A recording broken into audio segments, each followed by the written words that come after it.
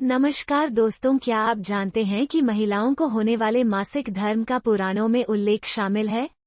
उन्हें मासिक धर्म क्यों होता है? आज की वीडियो में हम इसी विषय पर बात करेंगे। इस पर एक पौराणिक कथा भी मौजूद है जो इंद्रदेव से संबंधित है। भागवत पुराण में वर्णित एक कथा के अनुसार एक बार बृहस्पति, जो देवताओं के गुरु थे, वे इंद्रदेव से काफी नाराज हो गए। इसके चलते असुरों ने देवलोक पर आक्रमण कर दिया और इंद्र को अपनी गद्दी छोड़कर भागना पड़ा।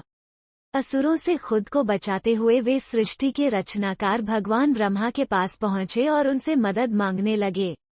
तब ब्रह्मा जी ने उन्हें बताया कि उन्हें एक ब्रह्म ज्ञानी की सेवा करनी चाहिए। यदि वो प्रसन्न हो जाए तभी उन्हें उनकी गद्दी वापस प्राप्त होगी। आज्ञानुसार इंद्रदेव एक ब्रह्म ज्ञानी की सेवा में लग गए, लेकिन वे इस बात से अनजान थे कि उस ज्ञानी की माता एक असुर थी, इसलिए उसके मन में असुरों के लिए एक विशेष स्थान था। इंद्रदेव द्वारा अर्पित की गई सारी हवन की सामग्री जो देवताओं को चढ़ाई जाती है, वो ज्ञानी उसे असुरों को चढ़ा रहा था। इससे उनकी सारी सेवा भंग हो रही थी।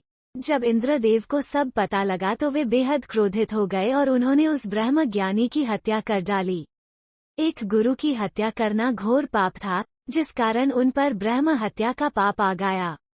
ये पाप एक भयानक राक्षस के रूप में इंद्र का पीछा करने लगा। किसी तरह इंद्र ने खुद को एक फूल के अंदर छुपाया और 1,00,000 साल तक भगवान विष्णु की तपस्या की। तपस्या से प्रसन्न होकर भगवान विष्णु ने इंद्रदेव को बचा तो लिया, लेकिन उनके ऊपर लगे पाप की मुक्ति के लिए एक सुझाव दिया। इसके लिए इंद्र को पेड़, जल, भूमि और स्त्री को अपने पाप का थोड़ा थोड़ा अंश देना था।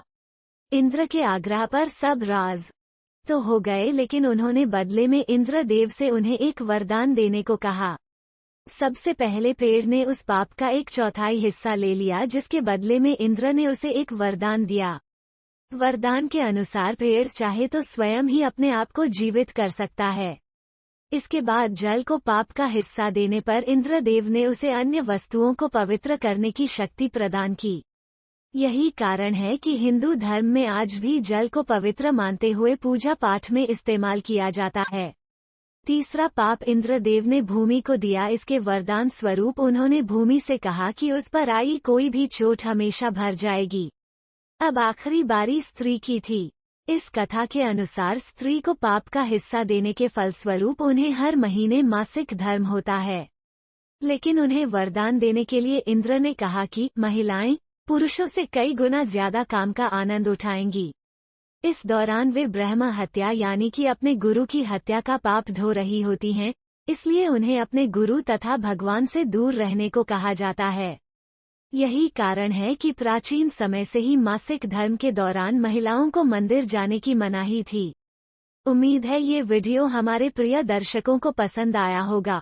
वीडियो अगर पसंद आया तो इसे लाइक, शेयर और सब्सक्राइब कीजिए ताकि आगे भी हम आपके लिए इसी तरह की ज्ञानवर्धक वीडियो लाते रहे।